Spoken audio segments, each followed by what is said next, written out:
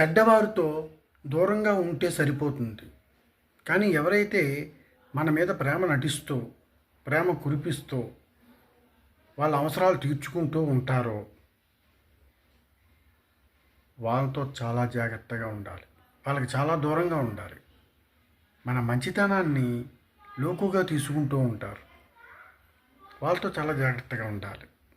దూరంగా ఉండడమే మంచిది. వాళ్ళు మేకవన్నె పులులు లాంటి వాళ్ళు. తేనె పూసిన కత్తి అని కూడా అంటారు.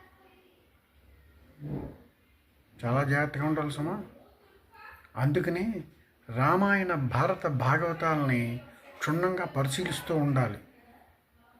ఈ మానవ జీవితంలో చాలా విషయాలు తెలుస్తాయి.